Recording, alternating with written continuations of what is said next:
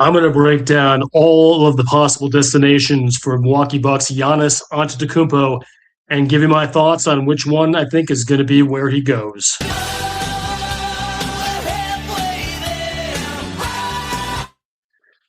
Yeah, Scary Alvarez is back, and we're doing a strange one today in terms of my normal content. I have been a massive Milwaukee Bucks fan my whole life, and that obviously has extended to the Greek Freak.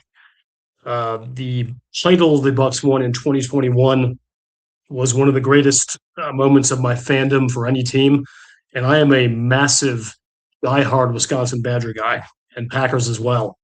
But that was such an incredible moment, and as years since have shown us, it is so difficult to win a title. So I guess in hindsight, we didn't know how good we had it. But anyway, unless you've been living under a rock, the stone, not the country. Giannis is almost certainly heading out of Milwaukee. I will entertain the possibility that he sticks around for possibly an extension as one of the possibilities here. But I'm going to go through a quick perusal of, if you believe the rumors, the top contenders for where he could go and what the asset returns going back to the Bucks will look like.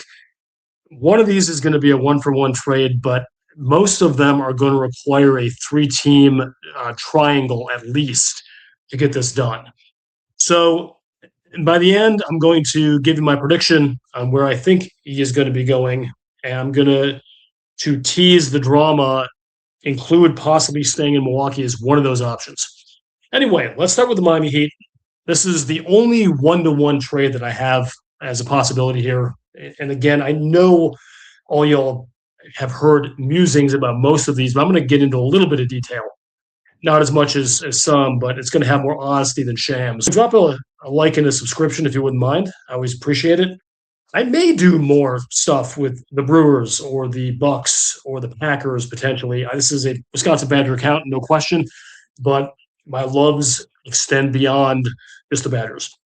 So the Heat, again, there are a few different variables here, but the basic crux of the Heat package is Tyler Hero, Wisconsin boy, Buck fan, Hillel Ware, the good young center out of Indiana, Jaime Jaquez Jr., the solid role player, and there are a few other guys they're talking about, Giacomonis and some of these other dudes, and then the number 13 pick in the 2026 draft, and almost certainly additional first-rounders. But the problem with a one-on-one trade with the Heat, even if you like the players, I'll get into my thoughts on this in a second, they don't have, given their position in the standings and their own pick hauls for the past, they don't have what I would call a ideal return of draft picks available for the Bucks. So it's not a question of what the Heat would want to give. It's a question of what they are positioned to give. They could potentially dip down and get some future ones to the Bucks, but they're not one of those teams. I'm going to get into it in a second here, like Portland, that are holding, and the Hawks that are holding future picks for the Bucks that make those trades possible.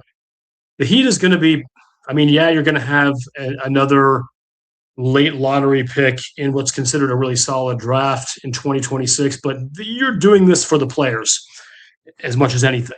And that's different than some of these other trades. So, can you live with getting rid of Giannis, your franchise guy, arguably the most popular player ever to sit up for the Bucks, and won a title with him? He is, I wouldn't say his last year has been his best work.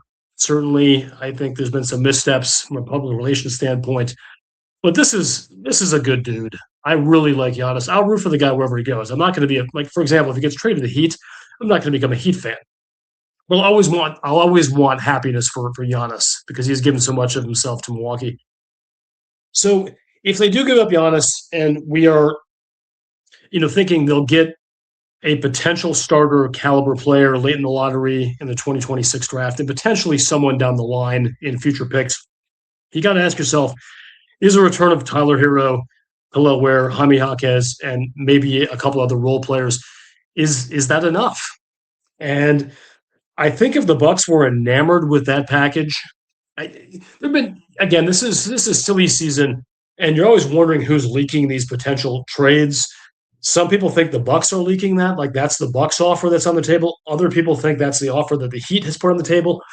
Some people think that neither would do either side. I mean, there really isn't a lot of certainty here. But just strictly looking at it as a Milwaukee Bucks fan, it's not a terrible trade. If you believe that Giannis is no longer invested in being a Milwaukee Buck, and or Giannis is starting downhill in his playing and injury trajectory, a case can be made based upon some of the stuff we saw this past season with his lingering injuries. I wonder how many of those were totally like he couldn't have played if you wanted. You wonder a little bit about that. Let's be honest. I mean, he's in his early 30s still. It's not shocking to presume that he's got some really good basketball left in him. So you're giving up a top 5 player in the entire world for guys who probably are fringe all-star types. I don't know. I mean, if you think you're going to lose him for nothing after next season, or even less return than that, I think the Bucks have to seriously consider that. This is not my idea. I'm going to get into some other ones. This is not my ideal trade. I don't think it's a disaster for the Bucks beyond the PR disaster of losing your franchise face, which never is fun. It's not like this guy is Brett Favre when the Packers decided to move on from him, or Aaron Rodgers even when the Packers decided to move on from him. This guy is still much closer to his prime than either of those guys. So this is a bigger deal to move on from him. You might have some people who are Tyler Hero fans in Milwaukee. You can say that Khalil Ware, who's an 11-9 guy, young, 22 years old, a lot of upside, good athleticism, he could flourish into a potential NBA All-Star. That is very possible with good coaching. I think we have some good coaching now in Milwaukee. Thank God. But, it feels a little bit like a bridesmaid kind of offer. It's not a blockbuster offer. And it doesn't get you out of the hole of missing a bunch of draft picks in the future, unless something else gets added somehow by a third team. I'm going to get to that in a minute. So I'm not grading these per se. This is a real like B- kind of deal. I can live with it. Not enamored with it. Don't love it, but I wouldn't be sobbing into my pillow if that happened. That's just one. I like better ones. So now let's make it more interesting. The Boston Celtics and Jaylen Brown. I can't say it's clear they're going to move on from Jaylen Brown via trade, but I do think the Celtics have not been shy about the fact that he is a big asset they're willing to move to get Giannis into town. So any trade, given where the Celtics are with their draft picks especially, any trade that gets Giannis to Boston would require at least one third party. And I'm going to go through a few different options here of what that could look like. I want to be clear. I don't think anyone goes to me. I'm not a breaking news NBA guy, but there is a little bit. If I'm talking about these potential offers, there is some smoke and some fire in all of these. So let's start with Portland. And I'm not going to be shy about this. I don't know what this is going to look like exactly, but Portland has the highest potential return for the Milwaukee Bucks. Again, we don't know exactly what it's going to look like, who they're willing to part with, but Portland really wants Jaylen Brown. Okay, Jaylen Brown's a really, really good NBA player. He's an all-star, 28 years old. He's not a spring chicken, but Portland loves this guy. So this gets Brown to Portland. It gets Giannis to Boston. The thing that makes this especially appealing for the Bucks is they have 3 future Bucks draft picks. Okay. 2028, 2029, 2030, various degrees of protected or not protected, but generally that's the best package. Those are the Bucks picks they're getting back. There's also a high likelihood that the Bucks will get the Celtics 2006 number 27 pick, probably a G Leaguer, guys. Let's be honest. That's not, you can't look at that as some dyed-in-the-wool future asset, but it's something. And then some sort of combination, although I've heard the Bucks want all 3, Scoot Henderson, Shaedon Sharpe, and Jeremy Grant. Those are 3 good players, potentially. Henderson obviously is more potential than anything. Shaedon Sharpe has showed a little more, frankly, in the NBA arena. And Jeremy Grant's a really, really solid, nice NBA player. Are you building your team around these 3 guys? for the Bucks? Probably not, but they're tangible assets, and I think at least get you in the ballpark of the stuff the Heat is offering. But you get that 28, 29, and 2030 picks back. It's almost like a reset on some of those Dame Lillard deals. So I really like this. I don't know if they're going to be able to do it. It seems like Portland's giving up a lot to get Jaylen Brown. Maybe they see something I don't see, but yeah, I mean, I think if the Bucks could pull off something like the trade I just mentioned, again, 2028, 2029, 2030, their own picks back, possibly the Celtics 27 pick in 2026, and then some combination, potentially all three of Scoot Henderson, Jeremy Grant, Shannon Sharp. I'd probably do that if I were the Bucks. If you can get all that, I'd probably do it. Unless you know something about Giannis that I don't know as far as where his heart is right now.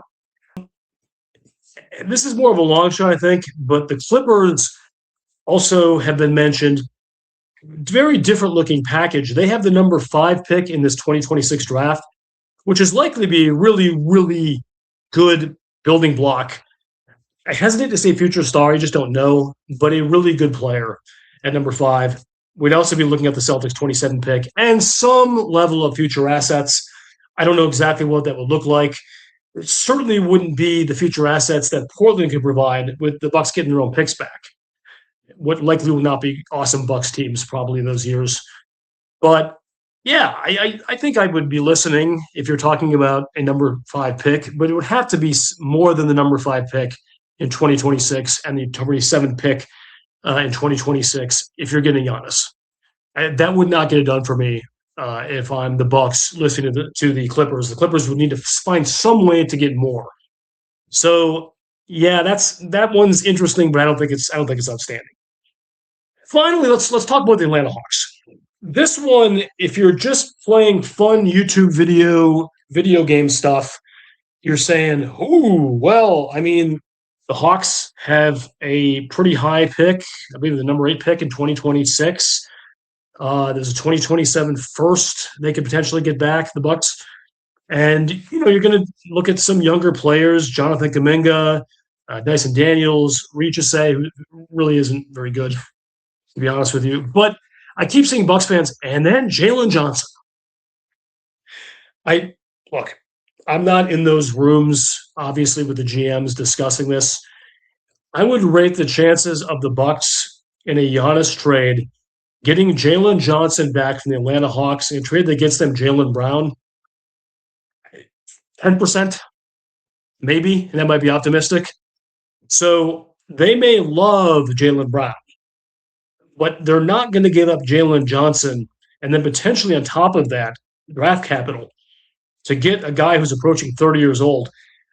I don't see that happening. So as much fun as thinking about the Hawks as a potential suitor in this, and as realistic as it could be potentially, if we're talking about draft picks and talking about players like Kuminga and Daniels, if there are any Bucks fans out there who are thinking they see the Cryon pop up, or Shams come on, or whoever saying the Bucks have made a trade to the Hawks, and you think you're going to get Jalen Johnson in that trade, guys, I just don't think it's going to happen.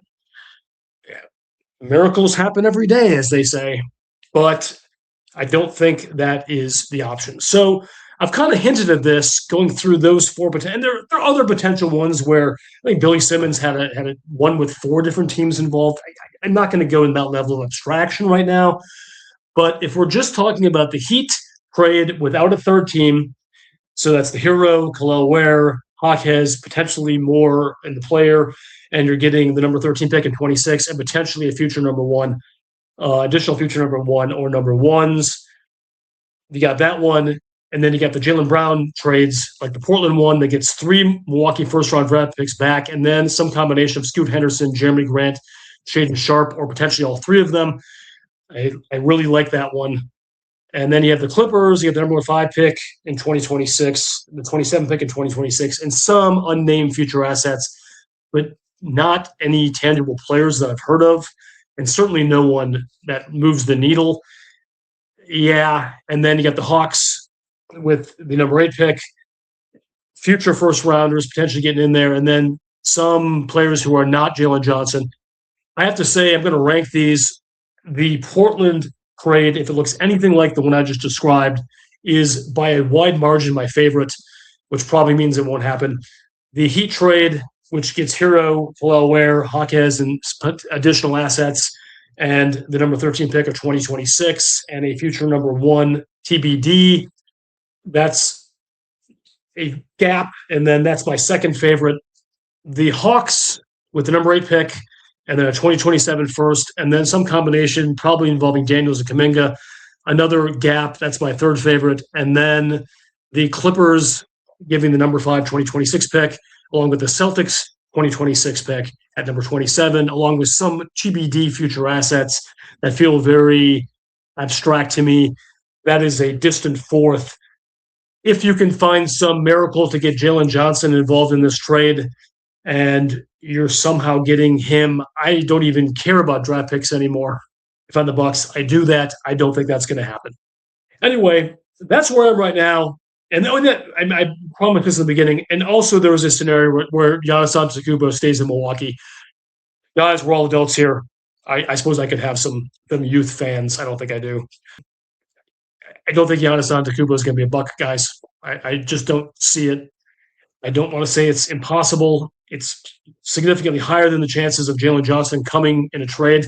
But I don't think Giannis stays. And if you're asking me would I rather have Giannis stay, he would come in second in that list. I would still take the Portland trade with the 3 number 1s and the possibly three players in Sharp, Grant, and Henderson, and then another pick in 2026 from the Celtics, number 27. Take that over him staying. I think that's too good a trade for the future of the Bucks, given his age. Then I would take Giannis staying, and then I would take the Heat trade, and then I would take the Hawks trade, and then I would take the Clippers trade. So anyway, I hope that clears everything up. I'm sure I've solved everything. But I'd love to hear your comments on where you think Giannis will go, or if you think he will go. If you think he's staying in Milwaukee, that you are a wonderful optimist, and I envy you in these difficult times we live in. Anyway, thanks for hanging in there with Scary Alvarez. I'll be back to the Badger football team and basketball team with some podcasts coming up later this week. And Scary Alvarez is out.